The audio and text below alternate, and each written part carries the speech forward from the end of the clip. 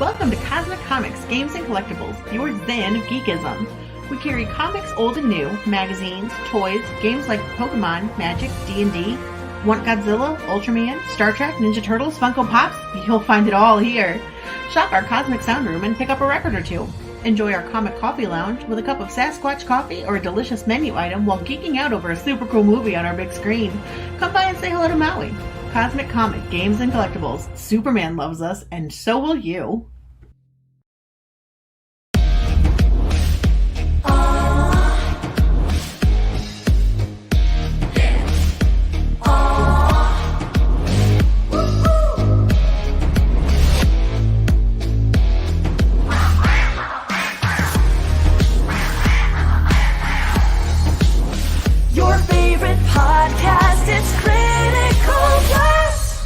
So I'm like, what comic books are you reading? Well, we're trying to read as many as we can, Kelly, because we love the industry. But there is an impediment to reading a comic book, and that is when the comic book is badly edited. It gets in the way of the reader's enjoyment, and it's the last thing you want to do as the creator of a comic book. You want people to be able to read your story, understand your story, take it in. And if you haven't got an editor to catch the things that you don't see because you're so close to it, you're basically saying either I'm too good to need an editor, it looks fine to me, or fuck it, it's done. And neither one of those things are what you want to say to your fan base. Your editor is your very first fan.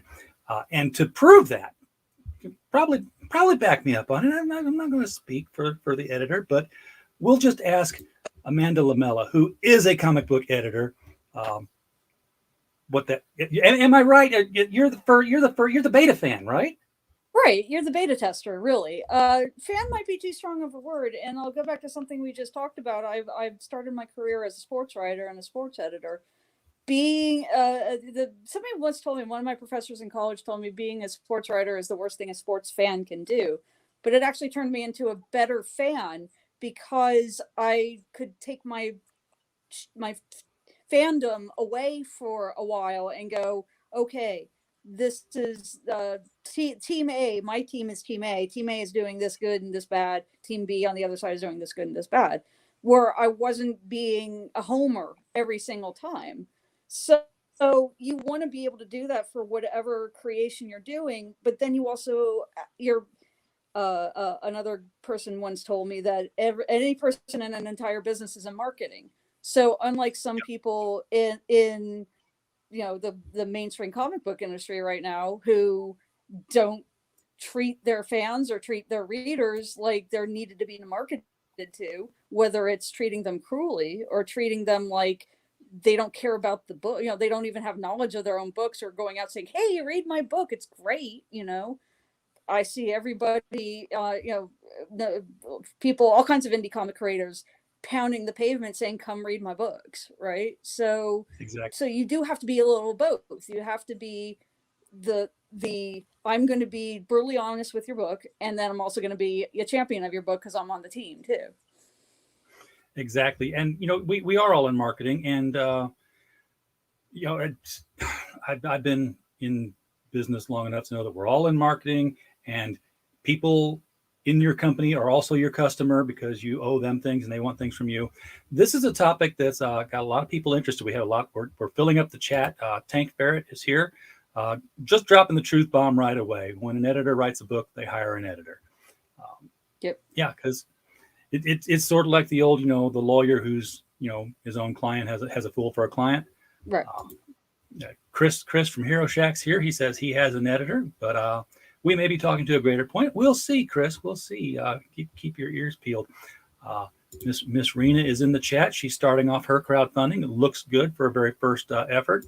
Harrenberg is here. Aaron Jordan is here. Appreciate all you guys being here tonight. This is this is going to be interesting, I hope. And I want to say right off the bat, this is not a hate on any book.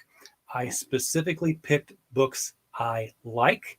I specifically picked creators that I choose to back. So anything I point out tonight is not a, look at this awful piece of crap. It's not. This is, take some things away from this, learn what an editor does, what you could, do better. And for that, I'm going to need to pop the top off something.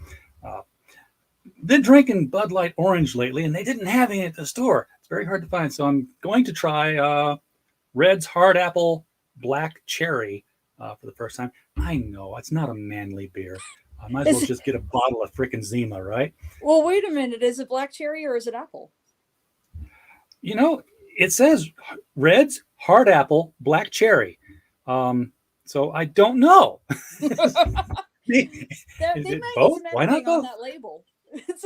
Yeah, somebody didn't edit the label. So I've got some examples here, and we're just going to start off with a beloved one here. Preston Acevedo's Doc Salem. Now, this one's been out for a while. I love the concept that, it's Dr. Frankenstein in the modern era. Have you read this one, Amanda?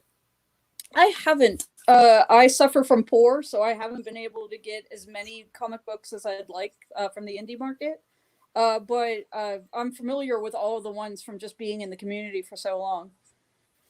Well, it's a fantastic concept, I think. And, Preston's been in demand to do covers for a lot of publishers because he's just that damn good of an artist. Yeah. And it's probably what's keeping him from putting out issue number 2. But I did take some examples from inside this book. And the first one I took was this one right here. This is after Victor's been attacked by the mob. And here's the, and can you read the text that I'm showing? Is it visible, big enough on your side? Yeah, I can see. After the villagers dispatched my creation, they came calling for my blood. Okay. What do you immediately see there? That should be one full sentence. Yes. You have a disconnected clause, an incomplete sentence. Second sentence is fine, but right. Yeah, comma, lowercase t, and because that period, the period makes you stop. Right. Exactly. And when you stop, you realize it's like putting on the brakes in the middle of the street. I wasn't expecting to stop here. I don't feel completed.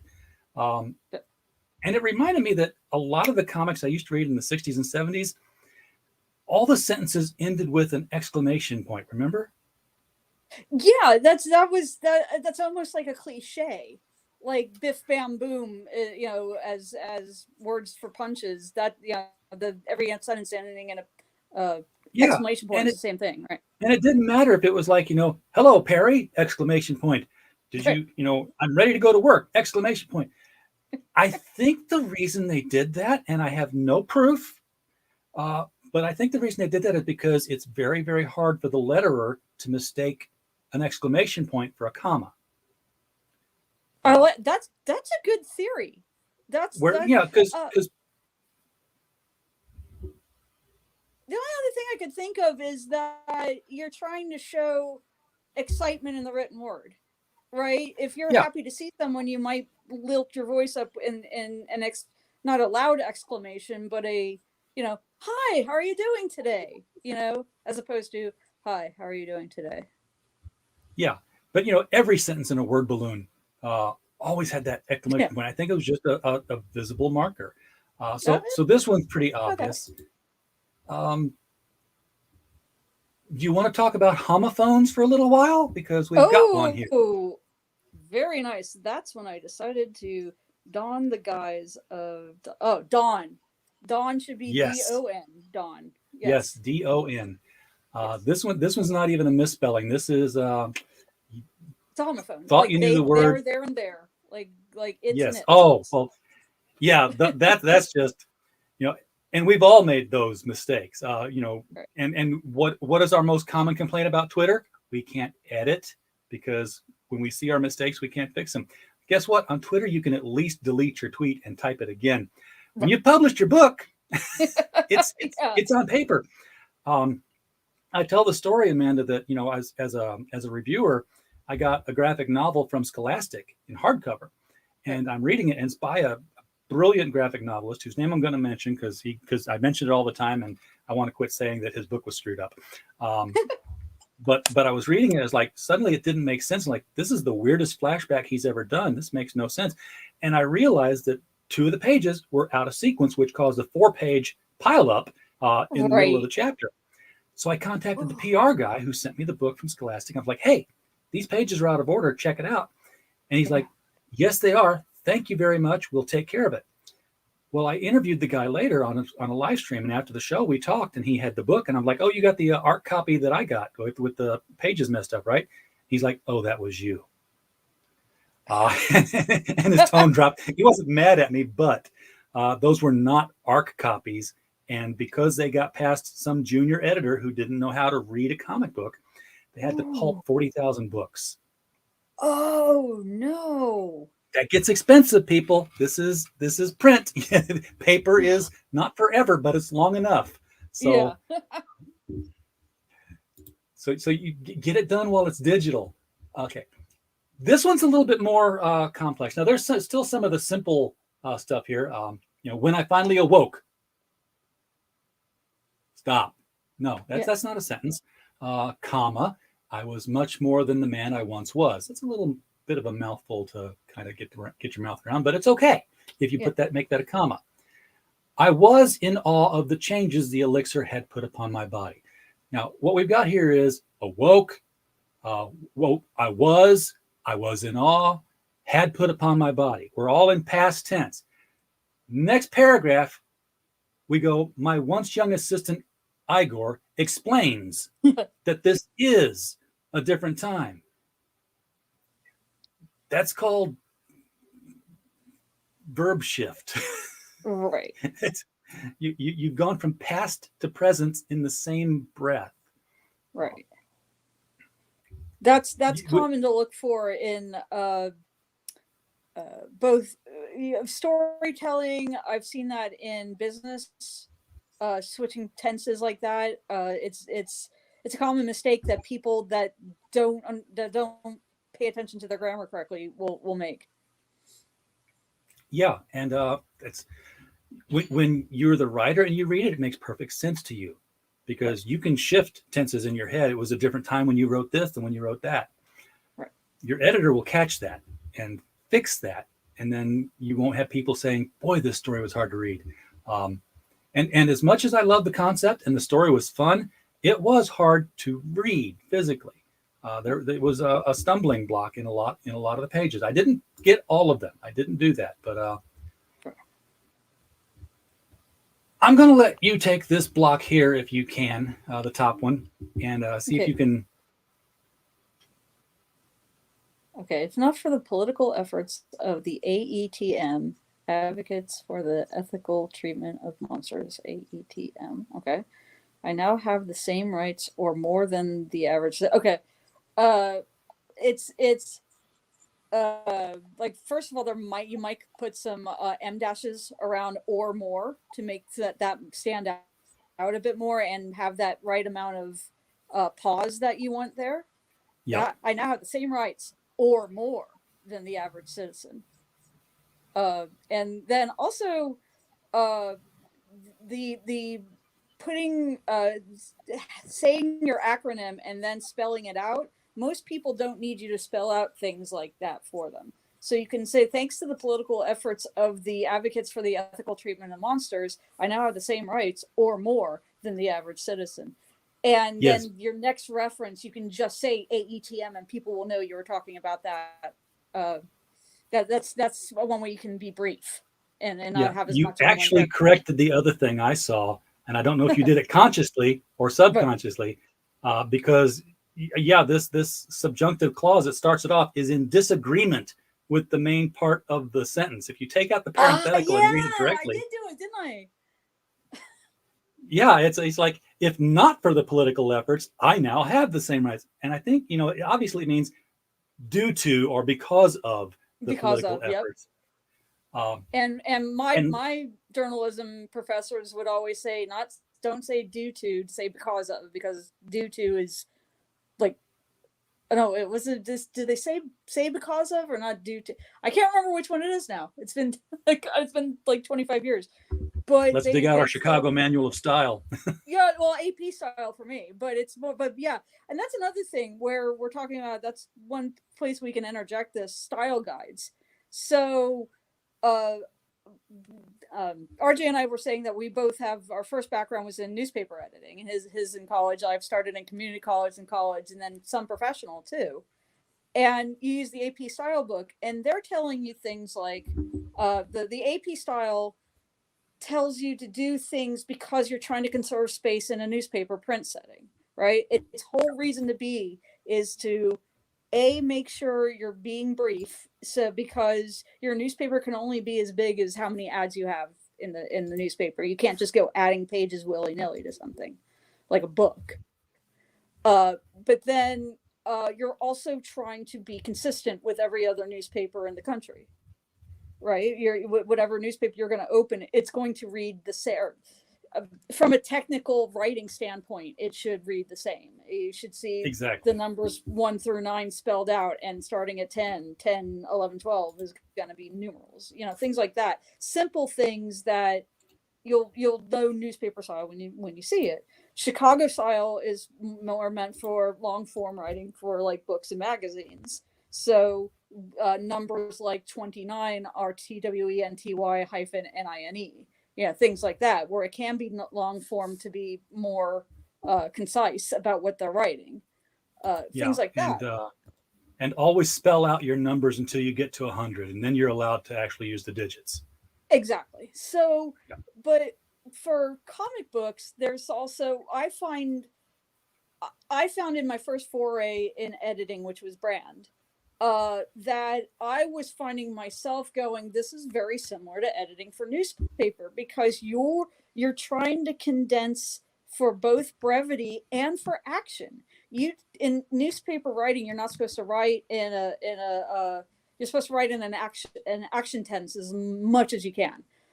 Somebody did this, do this, verb, because it's more interesting to read than this was, this is, this, same for comic books. It's an action-oriented genre. You want to have action, so you want to have things that are punchy and pithy, and and you want to have them active action. Yes, Superman exactly. threw the ball, not the ball was thrown by Superman. Exactly. So, because that both takes up more space to say it that way. It's not as punchy. It's not Superman did this. Yeah. This was done by Superman, and a good time was had by all the end. So yeah, exactly. Yeah. Now, I'm going to have to change our position around a little bit because we're sitting on top of words, and this is the kind of thing that makes my heart hurt. As does all monsters, vampire. Learn what your subject and object are. Monsters is plural, but all is a singular group. It's as do all monsters.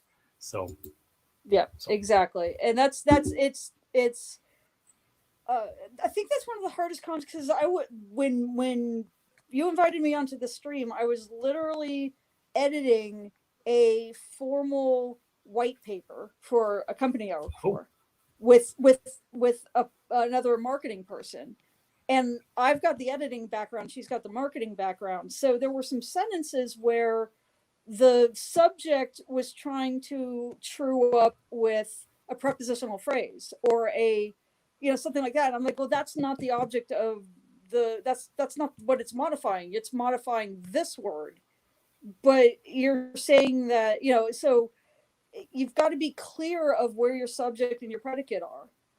And your direct objects and your prepositional phrases, because you could be modifying something you don't intend to, and it sounds silly once you start modifying and commas.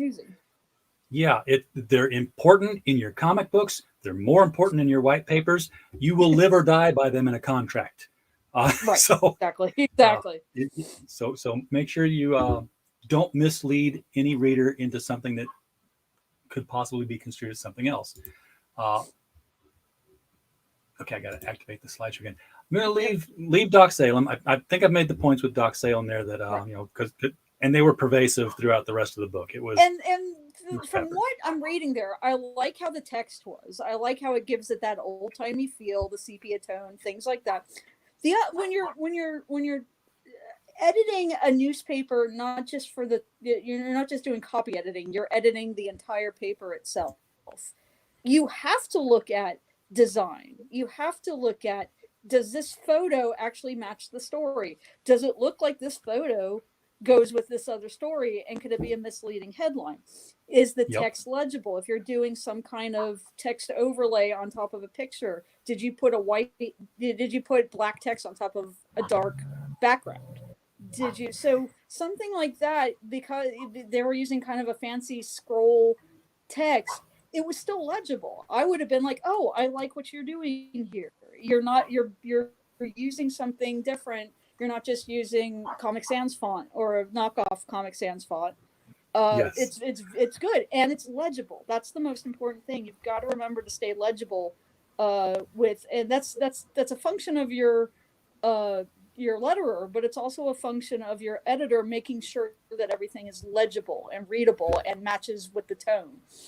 Now you mentioned letterers, and that sets a different question here, because when do you edit the comics that you edit? Do you edit the script, or do you edit the lettered pages, or do you edit both? Both, and that's important too, because I talked about this with somebody, because I've edited Brand and Gunship Thunder Punch that have gone to press already, and both Antonio Bryce and I'm so sorry, I'm blanking on his name. I am too. Brian Shearer, sorry. Both gave me scripts. Brian has worked in the comic book industry as an artist, and has self-published his webtoon, which I'm also blanking on right now. Pardon me, I'm old and I've slept since the last time I read it. So, but he's been in the industry. So when I got his script, it read like he didn't have to give any guidance to somebody drawing to know where things would go, but you could tell he was trying to write it towards the letterer, who was Eric Weathers, everyone's favorite letterer. So, yes. and that was interesting too, because I got a chance to actually work with Eric. I didn't think I would work with the letterer as much as I did, but we had some interesting back and forth. Like I had forgotten where in most publishing, when you want to use an M dash, a dash, saying that something is an abrupt change in thought. In comics, it's two hyphens. It's dun, dun. That is true, and I just completely forgotten that, and Eric reminded me of that. So that was cool to remember that. And so working with Eric was pretty cool too, where he and I would go back and forth. And thank you, here, I appreciate that. Yeah, it was really cool working with them, because no matter what, Antonio gave me my first job, and I was just happy to have the job, and he paid me here's something that I couldn't find, because somebody, we never talked about anything, because I was just happy to have my first ever comic book editing job. I've had, seeing my name on a paper I've done a million times because of my work in journalism and marketing, right? You could Google my name and see all my blog posts that I've written and things like that, and articles I've written for trade newspapers. But just having that editing gig, just to be like geeking out, going, I edited a comic book. Yeah, you get to the table at the convention now. Yeah, exactly. But not really. I mean, that's not really what it's about, because editors don't really get their table at the convention. It's not nobody wants to come up and say, "You're my favorite editor. I like how you put that M dash right there." Well, it was great. Yeah, that is. But I'll tell you what, when I used to go to, back in my day, when comic book conventions were real comic book conventions, I sought out the editors. Because what we went to conventions for was to show your stuff to editors and get your pitches made. So, I've got my Yep, photos with yep. Denny O'Neil and Dick Giordano and all those guys, all the Nice. giants. Well, that was back in the day when the editors actually edited and Yeah. did things like that. Were proper editors that edited for content and continuity and things like that. You would Well, recognize an editor style as much as anything else. it's interesting that you say that back in the day when editors edited, because this is a Silver Surfer comic that came out within the last 2 weeks. And here is the banner across the top of it. I'll just blow it up. To save his planet, Noran Rad surrendered his freedom to become a herald to the world-devouring Galactus, coated with galactic glay. That's 3 typos right there in the description of who the character is. And here's something, and we've all made editors are human beings. We are going to make a mistake. There's just no 2 ways about it. And I'm sure if you go through the entire history of Marvel DC, you're going to find typos here and there. There's no 2 ways about it, right? My favorite is when Doc Ock called Spider-Man Superman in an early issue. Exactly. We're human. We make mistakes too, and mistakes can get through. But this is something different. This is a complete lack of caring at all. This is somebody who went, I'm reading. Okay, perfect example of what I was talking about earlier about not just reading the text. This reminds me of a caption for a photograph. Like in a newspaper, I can imagine a photo being on top of that. And you've got to read everything. You've got to read the headlines. You've got to read the text. You've got to read the things in the yellow boxes. You've got to read the table of contents. You've got to read the masthead. You've got to read everything. The advertisements. The newspaper I worked for up here in North Carolina, we had a feature syndicate full page where this is obviously Tobacco Road basketball crazy area here, the college basketball crazy. Silver editrix. I love it. That is the proper use of editrix, actually. A female editor is an editrix. I only learned that because I know what a dominatrix is, and it just it's the same root, right? Yeah. Exactly. OR for a woman is IX. So, and there was a syndicated thing that ran in the newspaper during the March Madness that featured a cartoon of the UNC basketball mascot, the University of North Carolina mascot, which is a ram. Even though they're the Tar Heels, their mascot is a ram, right? Yeah. The kid who portrayed the mascot died as a pedestrian getting hit by a car at the March Madness at the basketball tournament. And we got complaints saying that was in poor taste running that. That's something we should have looked at and went, some people might be upset by this, and even though you kind of go, oh, that's kind of, this was well before cancel culture and all this. Yeah, that might have been a bit insensitive for a local newspaper to run something like that. You've got to, I've always said editors have to be, I don't want to say hypersensitive, but you also have to have a dirty mind. Because J-Lo made a career out of funny headlines because people didn't have a dirty mind and things got let through. My best friend, may she rest in peace, the greatest editor that I've ever known, Sherry Lonan, she accidentally wrote a headline where one of our Boys and Girls Clubs in Tampa was somebody was hired as the director of one of the local, there's 4 or 5 Boys and Girls Clubs in the area that we centered on, and she wrote the headline, Yingling gets head job, and that got through. Oh boy. And it was so far back in the day that his girlfriend, his fiance, who was the director of another local boys and girls club, kept getting faxes of that headline over and over and Yeah. over again.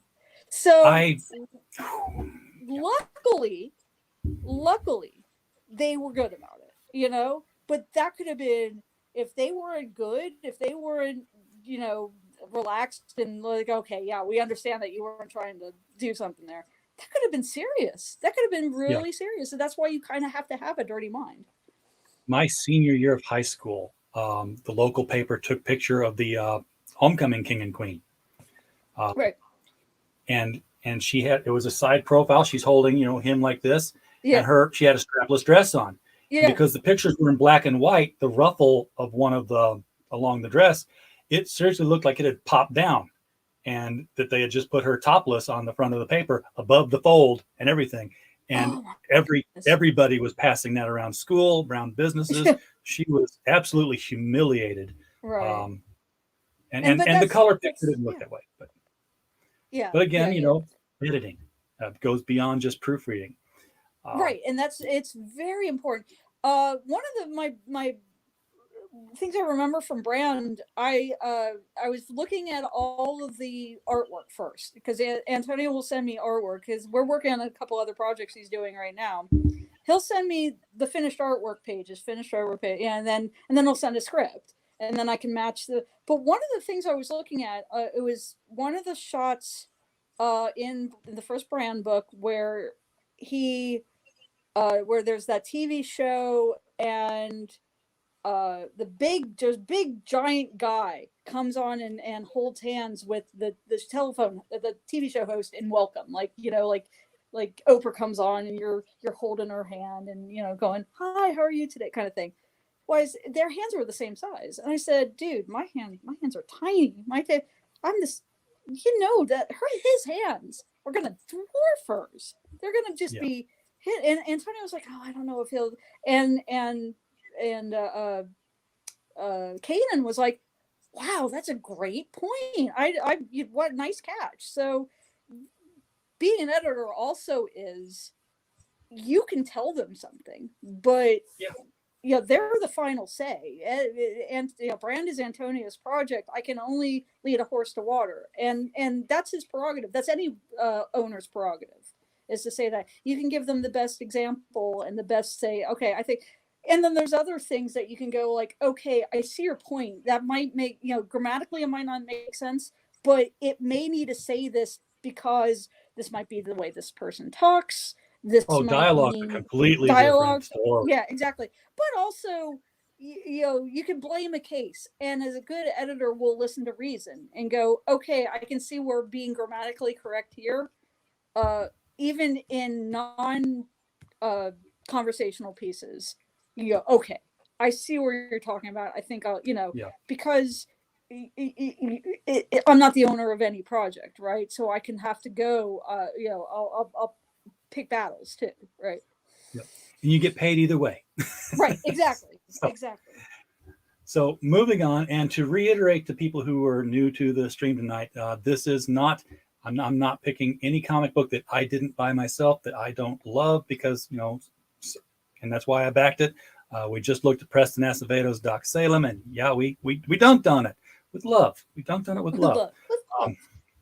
And that's what editing is too. It's hard love. Yeah, it is. You're doing this because you want the book to be right. You know, you're not doing it to make fun of somebody or trash somebody. And that's how the big two have lost their way. They started going, oh, I don't want to hurt anyone's feelings by telling them this might be wrong. Well, no, and that's how you get a banner like that Silver Surfer one. Nobody wanted to correct Ron Mars on all of that. And sometimes maybe it is the letterer has gotten a little dyslexic or something. It's hard for spellings. I don't know. But that's why you go back and read after you've read the script, because you want to reread it, because there is the chance that that the editor, because one conversation I got in, someone's like, oh no, Eric's a good guy, or this guy's a good guy. No, I trust my letter. No, it's just like I'm a dyslexic copy editor. I miss things. A letterer might miss things. It's okay to go back and look again because you want to make sure it's right. Well, we're going to move on to the second book that I chose to look at. Yep. And this one's a more recent acquisition. This is Ninja Blast from Fatal J. Fatal J, love your book. Thought this was a fun manga story. I used to be one of the many slush editors at Zoetrope. By slush editors, I meant I worked in the workshop. Everybody submitted their stories, reviewed other people's stories, and then Francis Ford Coppola basically had us as all free slush editors, and whatever got voted real good would get bubble up to the real editors to look at as a submission. So, you know, we said it all the time. Great story. Love the concept. Now let's rip it apart, shall we? And so that's where I got my attitude about that. This is right from the opening of the book. Darkness is the absence of light, and inside that darkness, comma. Individuals, this is obviously a typo. This should have been caught, but that's not the thing I really stuck out on here. Although it does make you stumble. Individuals allow the darkness inside themselves to wreak havoc upon the world. Wreck and wreak are not the same word. Weary and wary are not the same word. Right. That's you check knowing that now. when to say lay and lie. You know, that's a common mistake. Very much. I have to look that one up myself sometimes because, you know, I'm in Arkansas and we say it differently sometimes. Yeah, well, and that's another thing. It's colloquialisms, right? So you do have to kind of go, you know, I was reading something today where they said deep-seated, and I thought it was always SEEDED. It's actually SEATED. I learned something today, you know, because I had to go. Because it makes sense either way. Yeah, and it does. And that's what the dictionary definition said. It may have been originally seeded, but they both kind of mean the same thing, and because they both kind of mean the same thing anyway. So there you go. I learned something today while editing something. Yeah. Now, a more subtle one on this is comma placement again, because I think the more natural way of saying this is darkness is the absence of light, comma. Mm-hmm. And inside that darkness, individuals, remove comma. Right. And there's points where I was having that same discussion today about commas. Sometimes you need a comma to take a breath in a sentence and to have the pause in the right spot. You want the pause in the right spot. You want to make sure, and then sometimes grammatically you probably don't need a comma there, but it helps with reading of the sentence. Exactly. And you want the sentence to be read easily. My big sin is I'm an M-dash addict, apparently. Yes. I just pour them out on the page and then put words around them, I guess.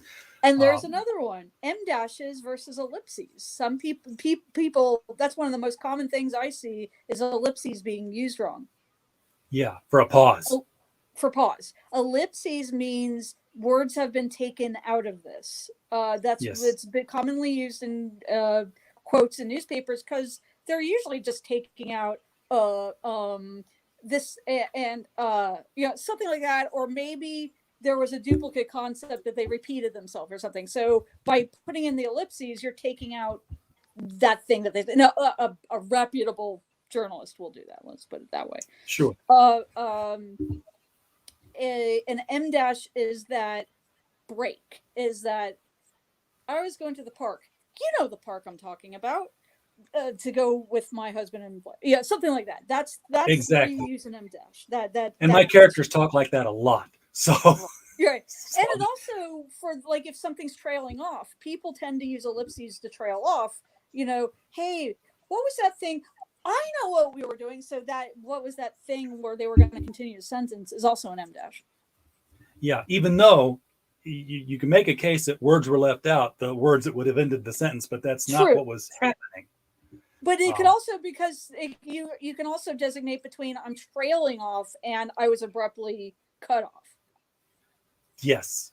Yeah, very much. Like you can use an ellipsis, I think, for trailing off, and the M dash is you were interrupted. And I think that's more of a style thing. That's probably like it looks probably better in print as a trailing off like an ellipsis does.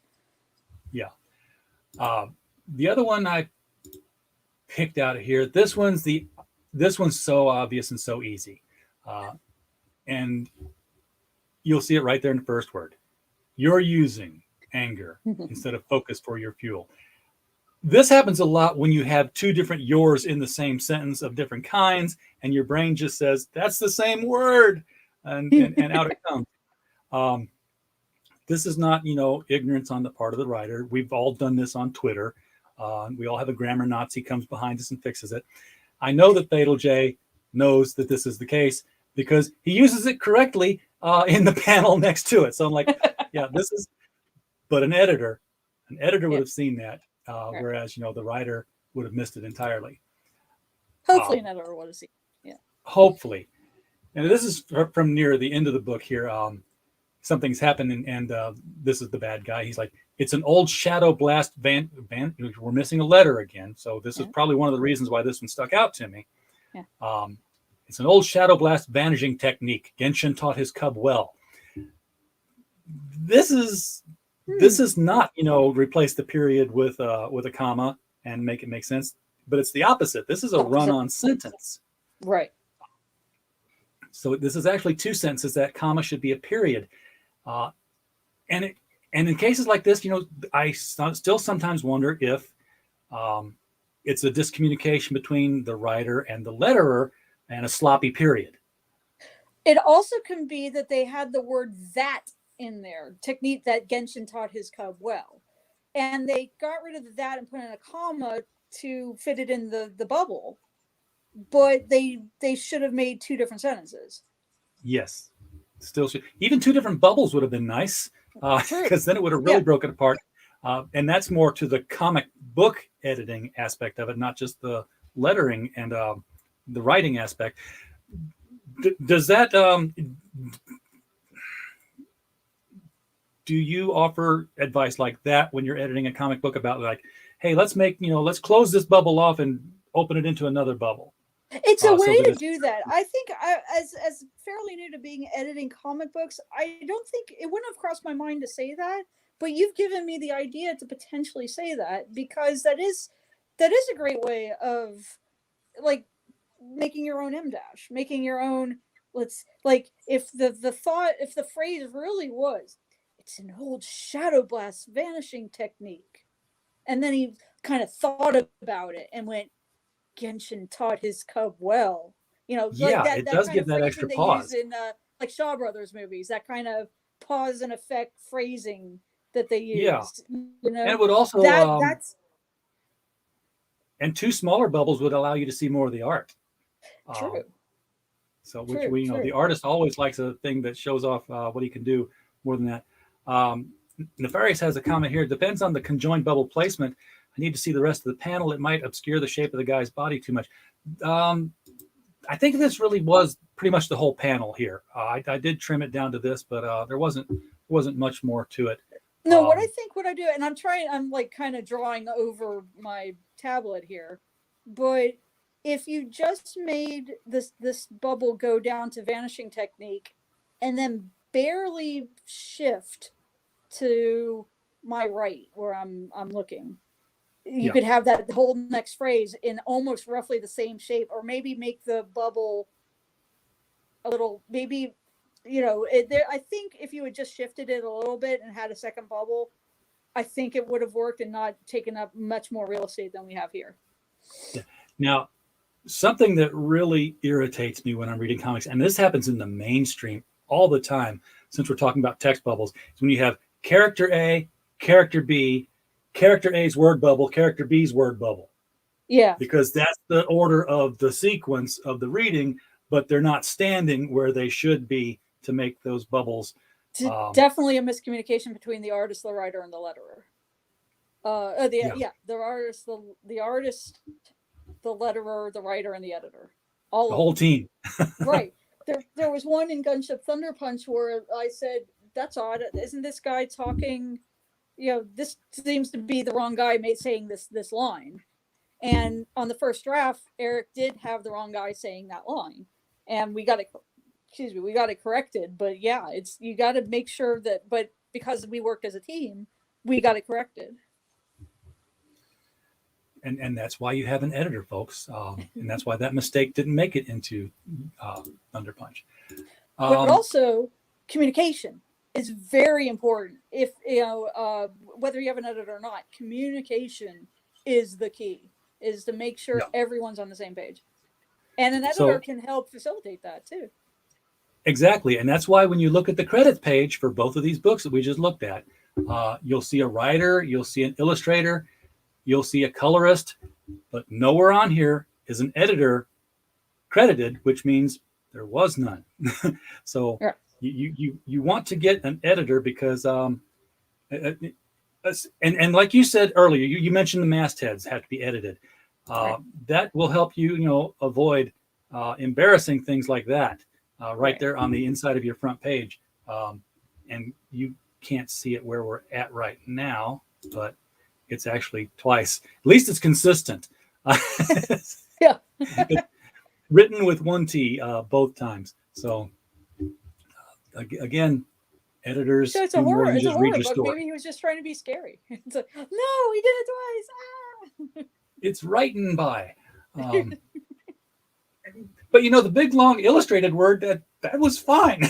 So exactly. Everybody's name spelled correctly. That's the thing. We kid because we care. We want to. We hate seeing this because it's a book that you enjoyed. I haven't read, but it looks like a fun book that I would really like. But I would be, because I'm that grammar Nazi. I'm very pedantic about my grammar because it's like math to me. I learned grammar like it was math. Like there's an equation and this is the right way you do it. And diagram that. Unlike spelling, which I suck at because the I before E except after C and all that kind of crazy mumbo jumbo. Yeah. There's English unless it's weird. Language.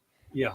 Unless it's weird. Oh, my favorite is the Ricky Ricardo routine where it's cough through tough.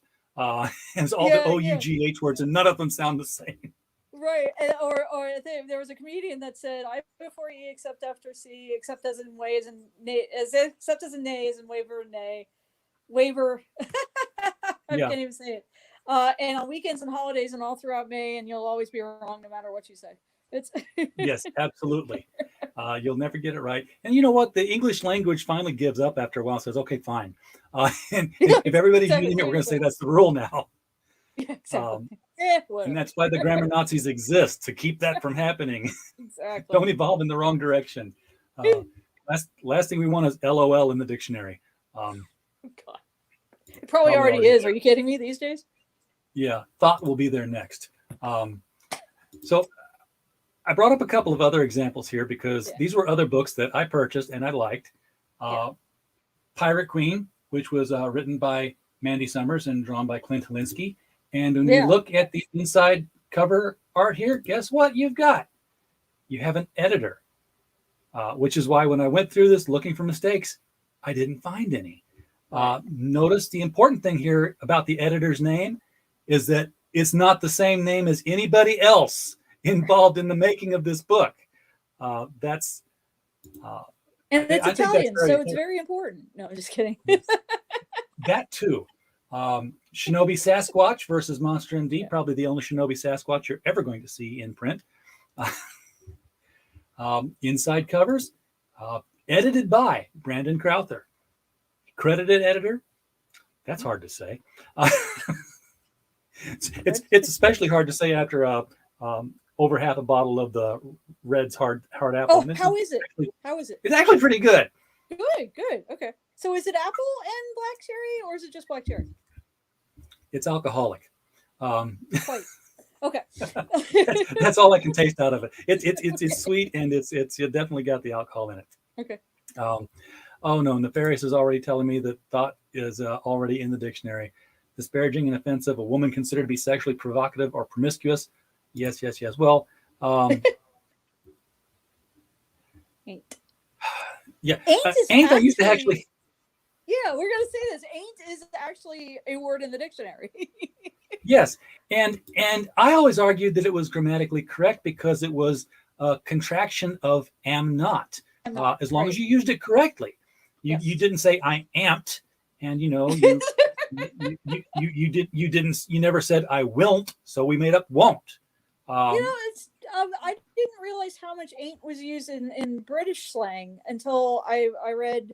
I think it was Harry Potter, but ain't is not just from the dialects we associated in America. It is used around the English speaking world, and more, I think, almost as more commonly. Yeah, it's ancient. Yeah, I went there. Star Circuit just got this one a couple of weeks ago. Joe Catapano read it, did not stumble. Why didn't I stumble? Because, hey, look, Kane and White's doing the artwork in this one. Friend of yours? Yeah. Edited by Lee Byron Carver. Not the writer, not the artist, not anything else. He's in the chat. So, yes, glad you were here, Kimasabi. Now, he's writing his own book. And you know what? I bet he's got a different editor for his work. For the company. Hi, Lee. So. How are you doing? I'm here for you, baby. And then also it also helps that Eric Weathers, the letterer. Oh, yes. Books, and I bet he was good to work with on both of those projects. Always had. He's been great when he's been on our shows, and he hadn't been on them enough. So we got to get him back. Yeah. Great Cyclopean, Chris Demulovich from Hero Shack. No problems reading this book. No stumblings. Why? Editor. Now, this editor shares a last name, which, sometimes means the editor is tougher on you. Right. Exactly. Especially if she has a background in editing, because she wants it to be right. Yeah. And she's actually going back to school, back to college for classes in, I want to say marketing. So she's to help, Chris get this thing off the ground and become a thing. That was all the examples I wanted to put out there. I don't think I got anything else. No, I don't. I'm at the end of the slideshow, so I will click to exit. And there she is. Oh my God, you have no idea. So, she's going in for English and creative writing. So definitely the editor. But that's really good, because you'll get editing experience in doing that. I'm sure there'll be editing classes in that area. One of my friends who majored in English is now an editor for King Features, or what used to be King Features. She's the editrix of. That's the first time I saw that word as she used it, was editrix. Because that's more my speed. I'd be like, oh my God, she's editing comic strips, because that's what I grew up reading. Really, was comic strips more than comic books. Because I'm surprised we haven't turned that into editing person yet. just saying. Edit. Yeah. Edits. We just again, language evolving and people pushing back. So we need to be like France and have like this, board of people who protect the language. Yes. It's the only time I say we need to be like France. Aaron just said that, we talked about Lee's doing his own book. Well, Lee was in an anthology, and he did not edit his own work. He had Nefarious edit it. So nice. Very cool. Star Circuit is still available on Indiegogo. So cool. It's in demand. Did I see the question from before? I may not have. Let me scroll back and see if I can find your question, because a lot of stuff. Y'all were talking to each other in the chat here tonight. That's good. I mean, because I saw you said you had a couple editors in there, and they, different editors will give you different opinions on things. Hopefully we're all still coming from the same set of grammar rules, but some might have more relaxed theories about other things, of how a comic book should look, or might have different strengths of being able to catch visual things on top of the actual like me, I've got a background of editing an entire newspaper, so I might be able to see something in the pagination more than somebody else. But that's important in comics. Yeah. Did I just use a word that people might not know, like paginate? Did I use jargon? Oh, if you don't get into kerning, I think we're okay. Okay. Letting is right out. Yeah. It's like yes.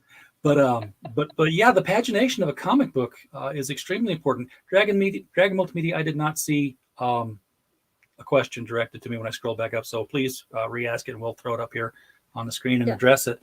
But yeah, I mean, if you you're reading your comic book and it's like, it can't be, not you, you're dead, and then like very next panel, here's this person, you're like, that was a page turn. That was a you're missing the whole art form and what it's good for here. All the cliffhangers should be the last panel to make you want to turn that page and keep those pages turning. Or does something match, or does something on the opposite page interfere with what you're reading on this page when they're not supposed to? Things like that. Yeah. Oh, now I will bring up some masterful pagination here. Okay. That always affect me. Watchmen, book 5. Okay. Watchmen book 5 was one of these things where you get to the middle of the book, and it's where I'm sure you've read Watchmen. Everybody's read. You're at the point where Adrian Veidt is knocking the guy into the pond who's trying to assassinate him, so to speak. You have the great big V right there in the background, and it's reflected in the pond. So you've got this X, and it was like, X marks the spot. This is important. Watch this. Right. But that's the center, and it was just this big splash page. If you lift up those two pages so that they're like this, and you look down, the page on the left and the page on the right parallel each other in layout and in action. The same characters are doing same things or reverse of things. If you lift those two pages up, same thing. Lift those two pages up, same thing, all the way through to the page 2 and page 21 of the book. And it just drills all the way. That was important pagination to make sure that worked right. And you know what? Nobody noticed it, but they noticed it subconsciously. When you look at it, it's just magic. Going like,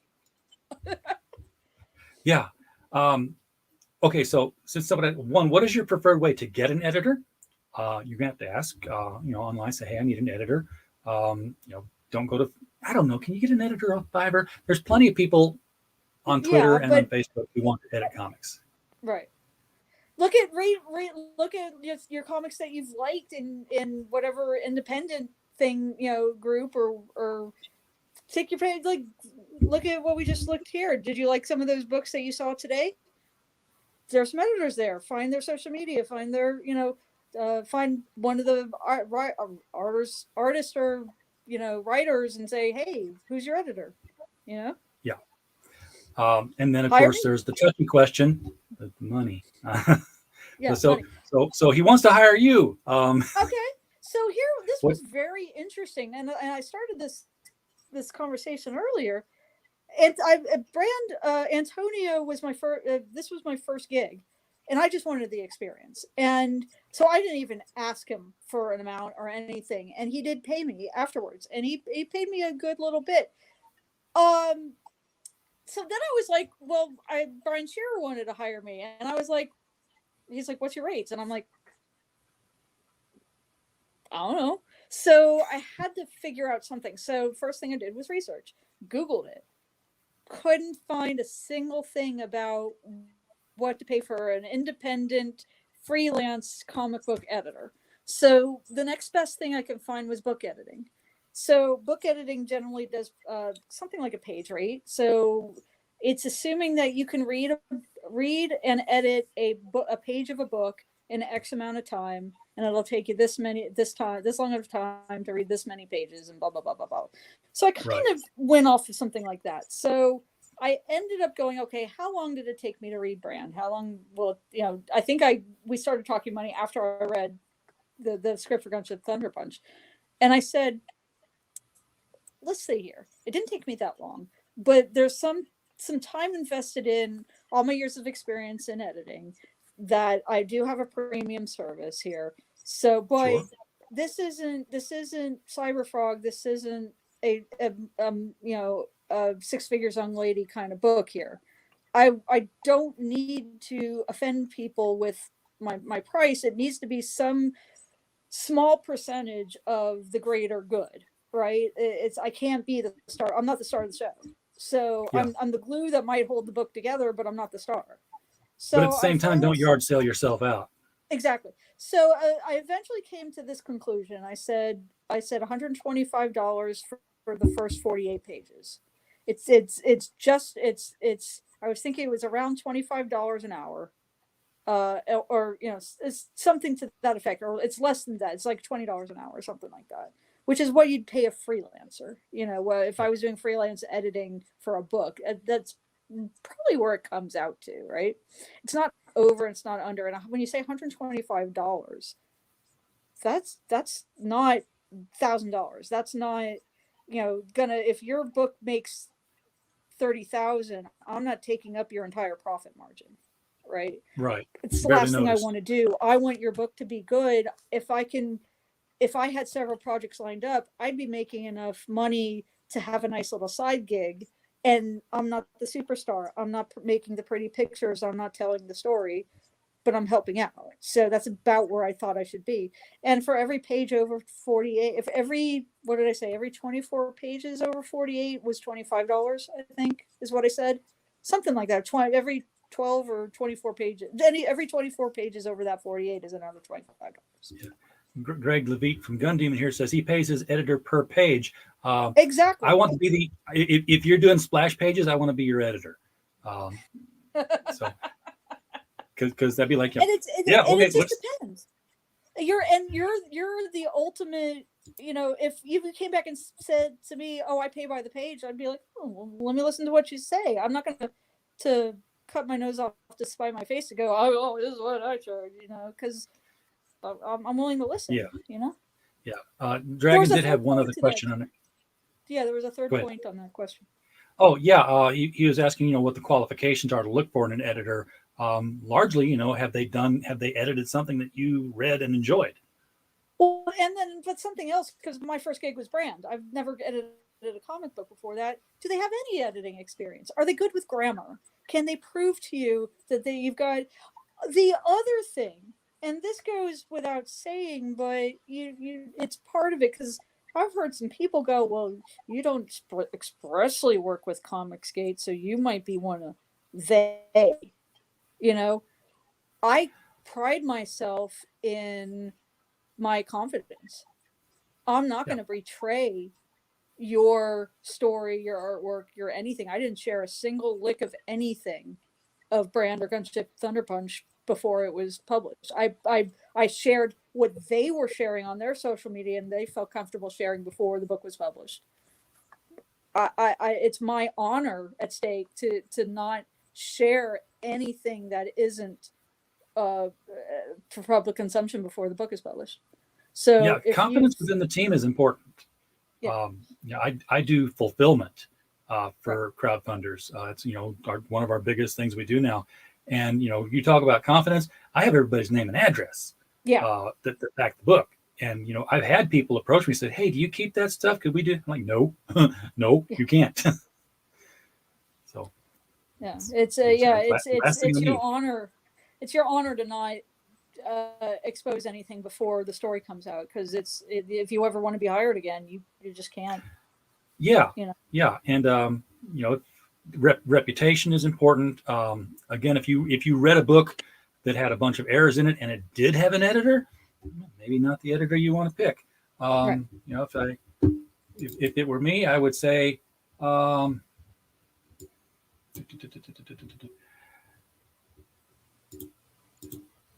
This isn't who you want. Ooh.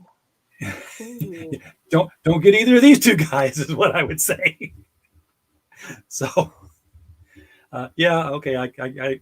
I said I wasn't going to hate on anybody. I'm not hating on them, but no, it is. But it's sad. It's sad that we have to show that. And this, it should be Marvel's glory years of now how many years in publishing. Now it's a shadow of its former self, and it's sad that we have to see this. It's sad that we've lived long enough to see these days.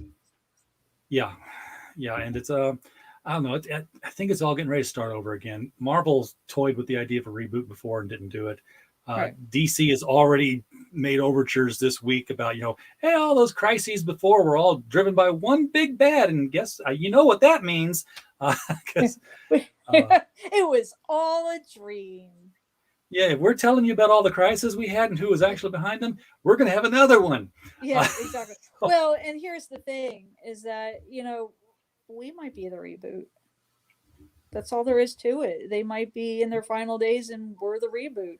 Whether it's your, all the different independent comic book companies out there. People are now forming companies. They're not just publishing Yeah. one book, and it's pretty cool. This might be the revolution. This might be the beginning, because Marvel started from somewhere. It wasn't just poof. It's a gigantic company. Same, Action Comics, same thing. It had to start somewhere. Yeah, I've written / told the little parable about the two giant trees that bore fruit for the entire village, and they got old, they got rotten. The squirrels were running around in it and eating all the fruit, and eventually one fell over and toppled the other. And they went out and they're like, "Oh, what shall we do?" And then what they found out was that what had been growing in the shadow, overshadowed by these two giant trees, was an orchard of hundreds of trees, fresh for the picking. So people just climbed over the corpses of the old two trees and started getting new fruit. Wow. Yeah. Yeah. And there's lots of people bearing fruit out there. And it's amazing to see, because there's lots of I'm on Twitter and I see all kinds of people sharing all kinds of things. There's some things that aren't for me, and some things I don't find very attractive to my eyes. But there's I'm not a horror person.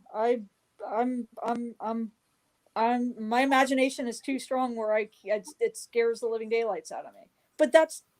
But I appreciate it as a genre, because there's lots of people who do love it and do appreciate it. And I'm more of the classic horror, like Frankenstein, that kind of stuff. That's the stuff I'm good. I can handle it, right? So, Yes. but I love that people love their thing, where I love my thing. I'm more into fantasy. I'm more into, that kind of steampunk. But that's my gig. That's my thing. And there's a wealth of things out there. Some are a little more crass. Some are a little more happy. Some are a little more like what Eric Weathers is doing with Wizard of Oz. Hey, Yeah, that's Maverick Road. that's a perfect example of finding something that's out of copyright and making it your own and running with it.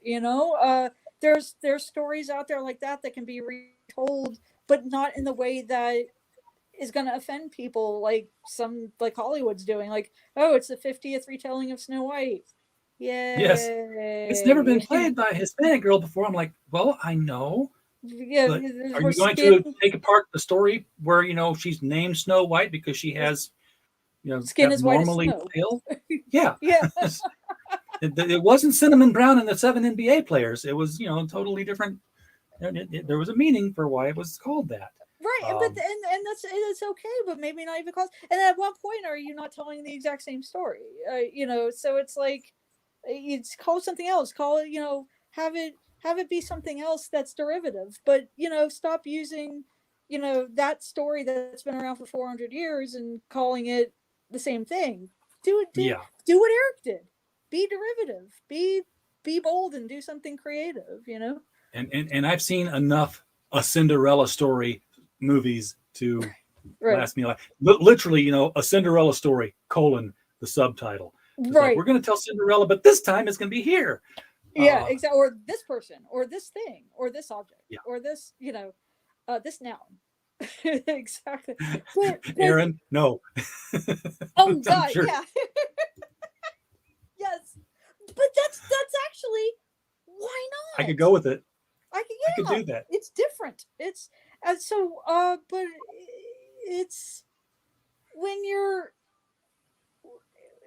think of all the fairy tales out there from time immemorial. Almost we're familiar with the the European style fairy tales, but there are Amal and the Night Visitors, 1001 Arabian Nights, all those. Oh, there's so many stories in that, and they're dirty. Exactly. That there's some have been told. Aladdin's been told, and some things like that, and why not grab some stories from them? Grab other stories from European folklore that haven't been told yet. I mean, look at the Witcher. That's what I did with Alice's Journey Beyond the Moon. That's it.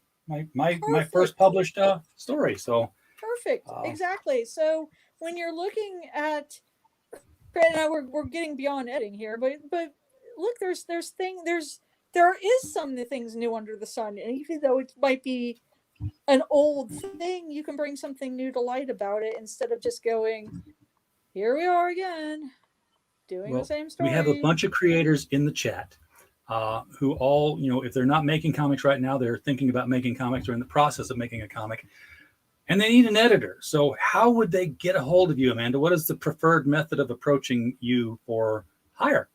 Well, oh gosh, that's flattering. How do we query the editor in a comic book market? So social media. I think, wasn't there a website that somebody was doing? I think Peter Samedi had something up where you can say, "Hey, I'm available for this." I think on Peter Samedi's website. I think I'm listed on there. And then also, Herwenberg, help me out here. I think I can't remember whose site it was, but I know I'm listed there. But I'm on Twitter at Lightning Fan, LGHTNGFAN. Go Lightning! Woo. Oh, Tampa Bay Lightning. Okay, got it. And no, that's the how to get a hold of any editor. We did speak about that earlier. To get a hold of any editor, if you can't find the editor on social media or in the book or whatever, ask the artist or the story. Ask the writer or the find somebody who's artist. involved. Find out someone who's involved and then try to ask if they can get in touch with them. And for a business purpose, I don't mind my email address being shared out. If I don't think I do it on a live stream like this, if you don't mind. But if somebody wants to get a hold of me, private message me on Twitter or send a message on Twitter, say, hey, I'm interested in hiring you, or whatever editor, because there are really good editors out there. Work wanted, that's it. There, I knew I could rely on him to find that. He is the primo wrench in our chat. Always finds the links we need. Thank you, Herrenberg. Appreciate your work. I collect wrenches. I'm wrenches on a lot of streams out there. I'm waiting for StreamYard to allow us to give YouTube wrenches through StreamYard. They just recently gave us the ability to block people in the chat. Which was something you used to have a side YouTube thing going on. So now all our Russian bots, which we've had none tonight, aren't here. And just today, when I was creating this stream, I noticed that they've done yet something else that I wasn't prepared for. What's that? This is background music. You can now, and you can turn the volume up, or you can turn the volume down, and just, and it's just different kinds of background music you can have while you're talking. If you're doing a draw stream, guys, this is exactly what you want, something mellow to keep them listening and engaged. I've got to tell Brian Shearer about that, because he's always looking, every time he's tried to do music on his draw streams, something happens where eventually it gets demonetized. I mean, I do the... Because people could change their mind about what songs they have that are monetized or not monetized. So, yeah, I went a year before YouTube said, "Hey, that trailer that intro trailer you've got, and it was like 30 seconds, 31 seconds, and I was like, where is this at?" And I tracked down what they said, and I was like, it was supposed to be like this track of music, and I was like, this is a rap track, and it sounds nothing at all like it. So I listened to the whole thing, and I swear what happened was, I got through the entire video of the rap thing, 10 seconds of silence, and then suddenly there was my orchestral little Hans Zimmer-like thing that ran for 30 seconds. I'm like, they didn't do nothing but just tag that on the end there so they can get the credit for everything on that. So they basically were stealing from other people by doing that, by making it part of a copyrighted song. And I had to change it all. Now, yeah, every Saturday night now we do the LCS Guys show every other Saturday night. And it's Saturday night, it's 7:00, and I want to rock. So I play the first 35 seconds of Elton John's Saturday Night's All Right for Fighting. Right. Tell me if my boys are here. And I know every morning I'm going to get up. It's like, yep, copyright claim on this. I'm like, yeah, I know. Mute the segment. But for the moment that it was live, I wanted to hear it. Worth it. All right. We're starting to get way off topic because we're done with the topic. Are we done with the topic? Oh, sorry. Go ahead. Is there anything to the topic that we didn't cover that you thought we might get into and you were prepared to talk about? I think the only other thing I would mention is, it's a team effort, and we did kind of go over that. But and as an editor, you also have the responsibility to remember that you're not in charge. This is not the kind of, for independent comic, you're not the editor in chief of a publishing house. You're helping people with their creations, and for some people, like Antonio's been working on Brand for years and years and years. It's his baby. It's his, he loves it, right? And I have to be, I go, on some of the things that he explains, I'm like, okay, pick your battles.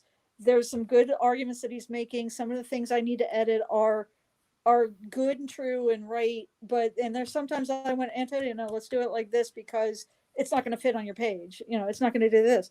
And he was, and in working with somebody like that, who's trying to express their very passionate love for the story onto a page, you want to help them do the right thing, but you also don't want to wreck that relationship either, too. So there's a very fine balance. You got to be diplomatic. You got to be diplomatic, exactly. But at the very end of the day, they're in charge, and you have to let that go. You have to let them be the boss. Yep.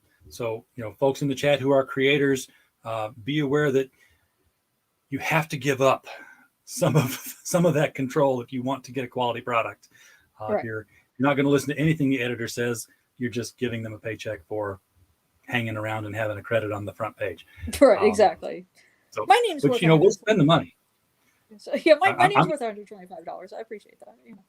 Yeah, it's at least. And I'm glad that the question was asked about what the rate was, because I've always put out there that, like, I will do your 22-page comic for $50.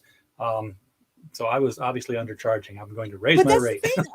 I just guessed. It was just a guess on my part. So just like yours was, but basically we said the same thing. I said 125 for 48 pages. So I think we're hitting around the same note, Yeah, absolutely. So with great power comes great legibility. Hire Amanda J. Lamella to edit your next comic project. Find her on Twitter at LightningFan, LGHTNG fan. Lightning, no I. There's no I in team. In my no I in no this I in my team. But it's also not lightning. So it's not. It's not making it paler, is it? It's that's a totally different word again. Exactly. All right, Amanda, thank you so much for coming on the show. And this has been a real pleasure. And I would not have had nearly as much to converse about if I hadn't had you here.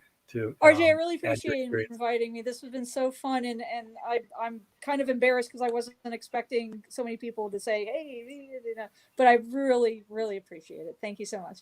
Same here. Folks in the chat, thank you so much for showing up. We don't have a show without you. And as always, while you were here, we just hope you had a blast. Good night.